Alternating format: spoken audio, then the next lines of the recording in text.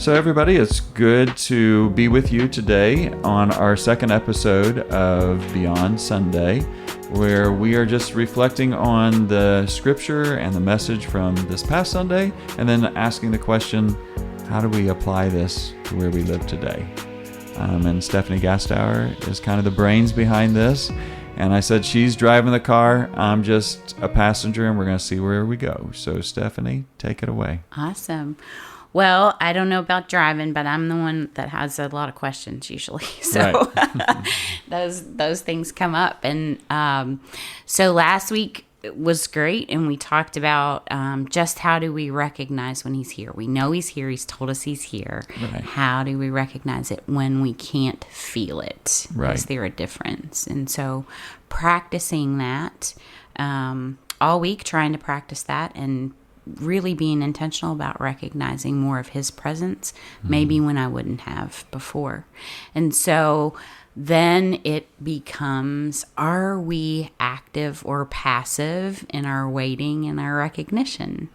And while we're going through the if-then situations that you presented during the first message, it seems like in the beginning, the if-then statements were that you offered were if-then about the circumstance, Right. then the behavior or the mindset shift.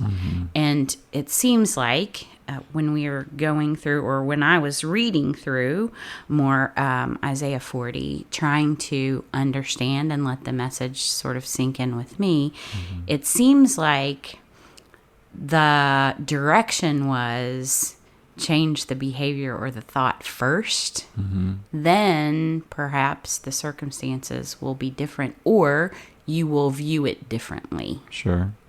And so is that something that you see with this particular passage? Are we being asked to be active in going internal and changing ourselves in relation to the circumstance? Is that the direction that we're given or asked? Yeah. Yeah, because I think, just naturally, if I was in their situation, and we can compare and come up with our own situations, but they're in exile, separated from friends and family. This foreign king has destroyed their capital city, their temple, their place of worship. Everything's been stripped from them. They're now living in these foreign customs. So the circumstances were bad. And Isaiah is right there with them. I think that's, for me, what makes the prophet so much more meaningful. And we sometimes I want to forget that they're speaking to the people, but they're among those people. Yeah. They've lived this. They've walked through this too. Right. And so God says, well, talk to the people about the question they've been asking me. And I think questions that we ask reveal a lot about where we are. Yes. Emotionally, mentally, spiritually. Like they can be great like revelators to us, and it can help us understand ourselves even, Like, oh, I wonder why I'm asking that question. And God says in verse 27 of Isaiah 40, you all have been focused on this. Why are your ways hidden from me, God? I've told you I'm here, but your focus is, why are your ways hidden from me? Because you can't see in the circumstances any evidence of change. You're still exiled. You're still hurting. You're still stepping over the rubble of what's been destroyed. And God says, but what I'm inviting you to do, and I think this is true for our own exile moments, our own circumstances, is to see my strong arm right here, right now. And what that means, he says, is, you can ask the questions, and you'll get more questions. Yes. And you probably won't get the answer anyhow. Right. Or you can ask it, and it's okay. I hope people understood that. There's nothing wrong with asking God the hard questions, Well, I feel like that was the really good thing to know, because I think sometimes it is scary to think, oh, I can't question this. But as humans, that's part of our nature to question.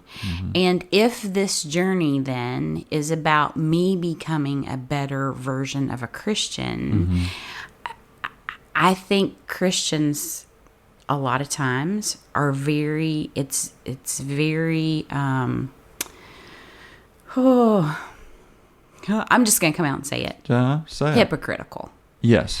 So I want to focus on what my neighbor is not doing correctly, Right. as opposed to what I should be doing. Yeah. So for me, the questions come with, what am I doing well? What am I not doing well? Where am I seeking? Where am I ignoring? All of those things. How can I deepen my faith starting Monday? Because Monday starts the work. Right. Right. The lesson or message is on Sunday. But if I do nothing with that, Right. then I'm not growing. And Right. if I'm not growing, I'm dying and withering on the vine. Right.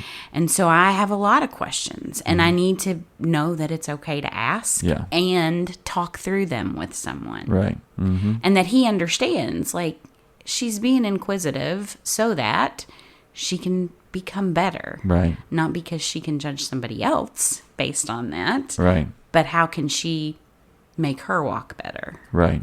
So I think it's really important that listeners to you on Sunday know that it's okay to question, Right. and that listeners to this, we're not going to have any answer for anyone. Right.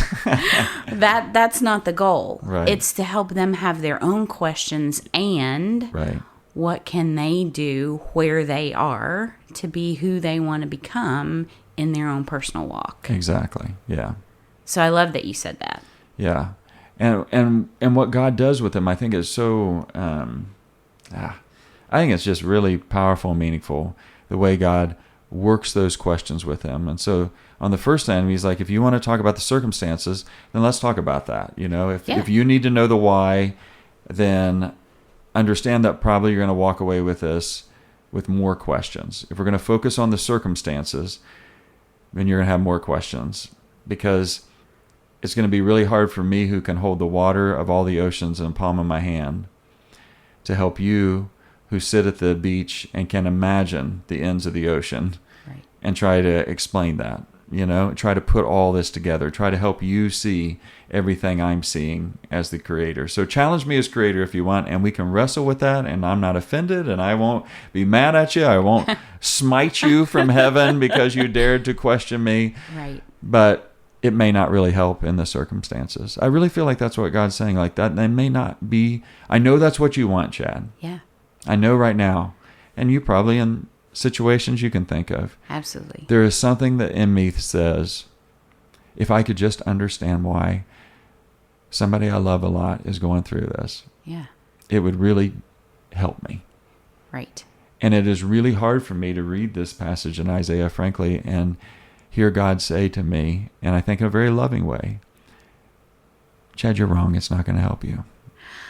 Yes. The why's not going to help you. Yes. And I'm like, no, it will. It really will. If you just take the time, I'm pretty sure you're wrong about this.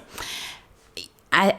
Yes, and then it helps us I think it helps us understand that we cannot have the capacity to see Yeah. what he sees.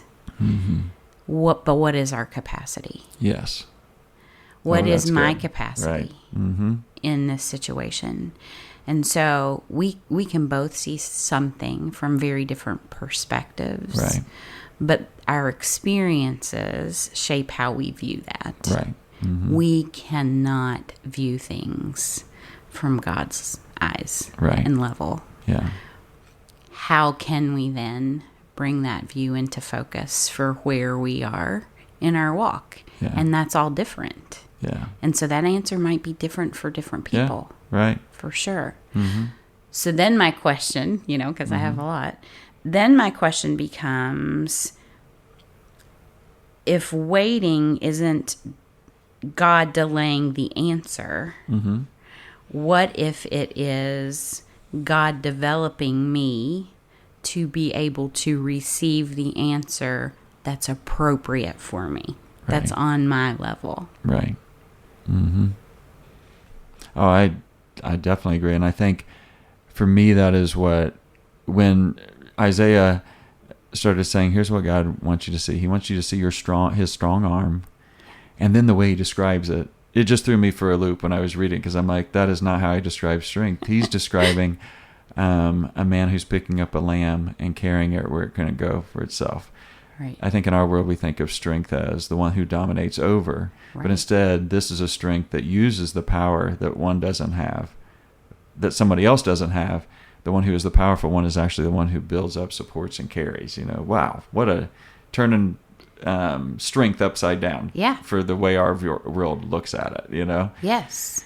And vulnerability. Yeah. I always think about vulnerability as being a superpower. Yeah. Because it really is. Right. And I think about that for Celebrate Recovery. Yeah. For people to be able to speak their truth in front of other people. Right. Holy moly. But then when that's out there, Yeah. that's where the healing starts. That's exactly. Yeah. It's just showing up and being raw and honest Right. about that. And so the strength might not come through the ability to have power over, Right. but to really be vulnerable enough to ask the questions of God Yes. and accept that I can understand on your level. Right. But what is it that I'm supposed to do where I am Right. to change and be stronger in the waiting? Yes. And I think that's where this shepherd metaphor becomes really helpful to me, because it becomes, I think that then makes this question a very practical one, without like becoming 5 easy steps, Right, because it's right. not Oh, that at gosh, all. no. But shepherding, it's all about following this shepherd one day at a time, and I'm moving my hands right now like you can see it, but that's what I imagine. Imagine yourself just wandering through a countryside, and these sheep don't know where they're exactly going. At times they know the grass is good and they like it, and other times they're so thirsty they think they're going to die, and they're walking through a valley that feels like the shadow of death.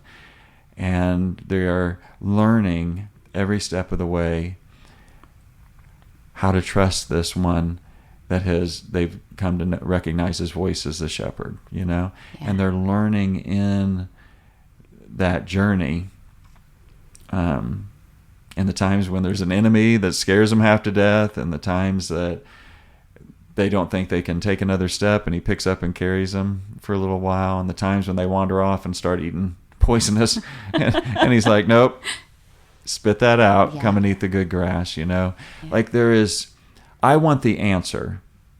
Gosh, don't we all? And he's like, but what you really want that you don't know you want is you want me to lead you through it. Yes. And when I can begin to rely on and trust him to lead me through it, I think that says two things to me. One is, I'm not going to be here forever. And the circumstances, when I'm asking why, they feel like, that's why I want to know why, because it feels like there's no way out. Right. It's overwhelming. Right. This is too much. It's not fair, and I don't want to accept it, even if, Right. all those things. Right. And God's like, but yes, you can ask those questions, or you can learn to trust me as a shepherd. And that doesn't answer any of the questions, but it will lead you someplace. And there's no right or wrong. Nope. And it goes back to, I think, Psalm 23, keep walking. Yeah. I'm walking through. Right. I'm not going to hang out here. Right. I'm not going to stop. I'm not going to become discouraged. I'm not going to become paralyzed. Right. I'm going to keep walking. What's the next step? Right. Maybe I don't have to know the big picture, but help me take the next step. Right. And I think there's something powerful in knowing, and this is what faith is, I think. It's taking that next step intentionally, as you said, with the shepherd, with the Father, Yes. and saying, okay, I'm going to look, because right now it's hard to see you in this, but I'm going to look for any evidence at all of where you are pointing me as the shepherd Right. to the next green pasture, to the next little bit of water that's Place of flowing, rest, you know. even. Yeah. To lay down. Sometimes that can be the most powerful thing God has revealed to me in moments of real challenge and distress. Right. Chad, just go lay down. Like that, I think I think sometimes that's what God's saying. I think you're looking for me to prove myself as creator, and you are making this complicated season more complicated instead of letting me come down to where you are and just lead you. And be with you. Yeah. Mm-hmm. Yeah. I'm here. Yeah. So that was kind of last week. Help me Right. recognize where he is. Mm-hmm. He said he's here. Help me recognize it in the moment. And then this week, maybe, the assignment is, okay, you're here and you're with me. What's the next step? Yeah. Mm-hmm. Take it with me. Right. Be with me. I invite you in. I know you're here. I have the faith. What is the next step? Right. So if the circumstances aren't going to change, Mm-hmm. and I don't understand that, Right. I'm going to accept it. Mm-hmm. But what do you want to change in me as I walk through it? Exactly. Yeah. Yeah. I love that.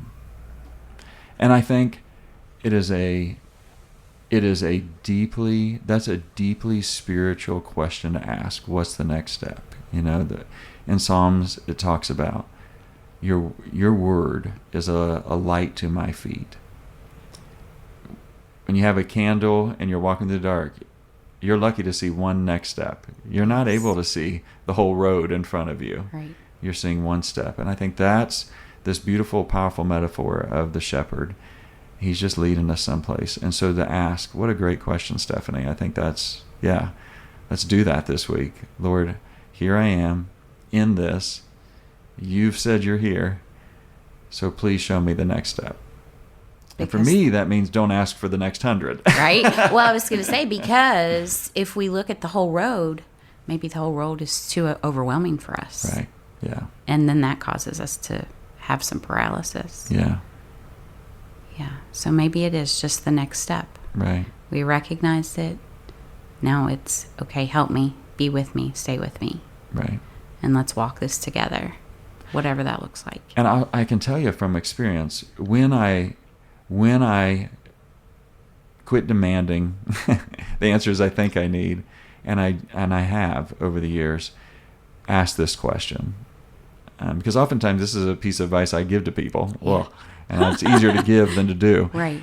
Is just, what's the next step? Man, you have hit on it, Stephanie. Like, it is amazing to watch how God starts to reveal a next step.